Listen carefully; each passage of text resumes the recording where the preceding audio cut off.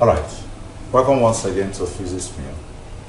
We are still looking at calculations involving accelerated motion, so calculations in accelerated motion. Remember, in the first part of this topic, we looked at the basic things that we ought to know as far as these calculations are concerned, and we also saw the methods that can be used in carrying out these calculations. That's talking about the use of equations and then the use of graph, that's graphical method.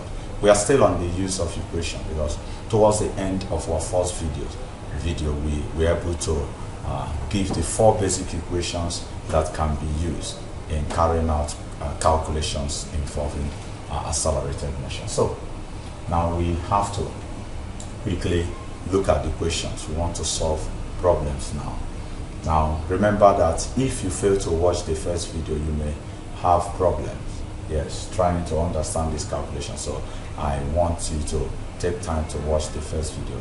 The link is in the description section of this video if you're watching it via YouTube.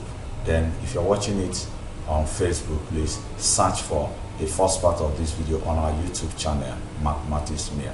Make sure you subscribe and also leave a comment for us after watching and give our video thumbs up. And I know you will like to share our videos at the end of the day. Alright, let's start off. Now, we say a body accelerates uniformly from rest. So let's find the solution to the first question. A body accelerates uniformly from rest. Now, whenever we want to carry out calculations in physics anyway, there is a principle I call the IC principle. The IC principle, I use it from time to time, where I stands for identify, S stands for settle, E stands for explore, and another E stands for what? Execution. Stands for execution.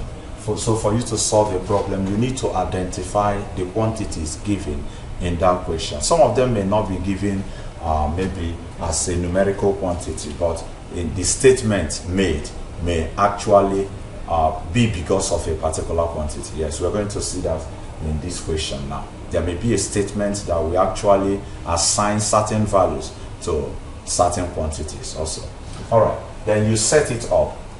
In physics, we usually use symbols to represent different quantities. So in setting up, you use appropriate symbols to represent the quantities given to you and the one you are asked to calculate. Then after that, you start your exploration. You start searching as if you are searching for crude oil, but this time around you are searching for what? For an expression, a formula, an equation that will be suitable for solving the problem. And once you find that equation, you execute. Yeah, you execute to solve the problem. So let's apply the IC principle and then solve this problem. A body accelerates uniformly from rest. Now, from the basic points that we gave, the points that we need to note in our first video, we say whenever a body moves from rest, the initial velocity is 0. So here, u is actually what? 0 meters per second.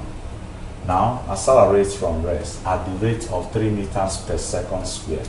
So that is acceleration A. I am setting it up as I identify. I have identified initial velocity. I also identify acceleration, and I have to represent them using appropriate symbols. For 8 seconds, so we have identified time also. They say calculate the distance covered during the what? Acceleration. We are looking for distance. The symbol is x. You see, we have identified, we have set up. So let's search. Let's search. Remember the 4 equations quickly. V is equal to u plus at. I know you know this. Again, x is u plus v bracket t all upon 2. X is ut plus at squared over 2. And v squared is u squared plus 2ax. Fine. These are the equations of motion. Remember, we are still on the equation method. So which of them will be suitable for carrying out this calculation? Which one exactly? Now, we have to check the things we know and what we are looking for. For example, we cannot go here because there is no x there. Okay? We cannot also go here, even though we have x, we don't know the value of what? V. Then if we go here, we still have a problem. We don't know the value of what? v, so we cannot use that. Now the suitable equation should be this. We are looking for s, we know u to be 0, t is known, a is known, t is known. So this equation contains everything that we need. So we use that equation. That's the exploration that we did now. We searched and we found. There is need for you to search if you want to find. So x, equation to be used, x is equal to ut plus at squared. So let's execute. X will give me u is 0, t is 8, plus a is 3 times 8 raised to power 2 divided by 2. Okay? That will give me 0 plus 8 raised to power 2 will give me 64 divided by 2. So 0 plus 2 divides 64 will give us 32. And when 3 multiply 32, we have 96. So the whole of this becomes 96. And when 0 is added to 96, we have 96 meters. So that will be our result. That will be our result. Very simple, very, very simple. All right, quickly, let's touch question number 2 so that we can go on a break. And when we return in part 3, we'll be solving series of questions. We have over 100 questions on accelerated motions that we need to solve. Yeah. And after solving, after following our videos, you will discover that you will be a master, you will be a guru, you will become a champion as far as accelerated motions are concerned. So let's look at that. The second question now.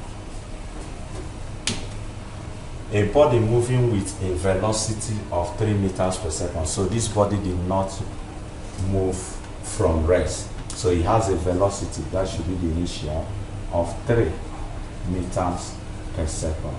Okay? Is brought to rest after traveling a distance of 15 meters. Now this is brought to rest as a quantity is represented. If you go back to our first video, we said that when a body comes to rest, the final velocity of that body will be what?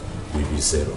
So we will not just ignore this statement. So v, the final velocity in this case now, is 0 meters per second. Is brought to rest after traveling a distance of what? 15 meters. So after traveling x 15 meters. Now we say calculate the retardation. Now another important fact, remember that we use a to represent both acceleration and what? Retardation. But there is something important we said. So we are going to see that important statement we made once we want to solve this problem.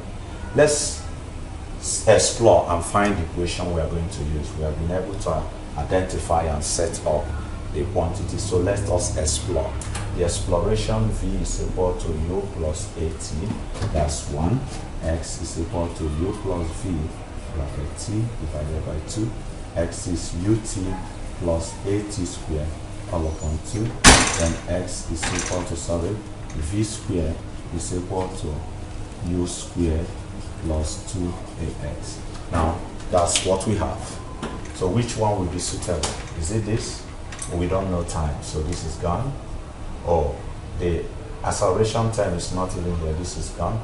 We don't know time. So let's come to this. We know v, we know u, we know we are looking for a, good, and then we know distance. That's our expression, the suitable one. So, but there is something that is going to happen. We're going to have v squared equals u squared minus 2ax. Somebody is shouting already. Where is the minus coming from? Just cool down. I will show you why we have to place the negative sign. Remember, the equation is v squared plus u squared plus 2ax. Now, why change this to negative? We said that whenever we are dealing with, that's why you need to watch that first video, that whenever we are dealing with the what? With retardation, the acceleration term will become what? Negative. So if this acceleration term is negative, this equation will reduce to u squared plus 2 bracket minus a, then x, because we are dealing with retardation. So anytime you are dealing with this retardation, a should be assigned a negative sign. And by the time you do this, you open this bracket, you have v squared plus u squared minus 2ax. Have you seen that? Yes, that's it. So that's why we have to explain. I believe you will no longer shout at me. I know some people were already shouting as they were watching this video. So what is this man doing? We are still solving physics in physics meal. All right, so let's execute. V is 0, we have 0 square. U is what? 3, we have 3 square minus 2 times A times what? 15. Beautiful. So we have 0 plus 9 minus 30A. Now 2 times this will give us that. So we are done. Very simple. One can do a lot of things. Take this here or bring this. This is 0. So take this here, bring this here. We have 30A now is equal to 9. 30A is 9. Let's write our 9 and give it a long leg since we have A to distinguish between them. So A now will become 9 over 30. And if you reduce this, 3 here is 3, 3 here is 10. And when you divide that, you have 0.3. Acceleration is meter per second squared. Wow, beautiful, very beautiful.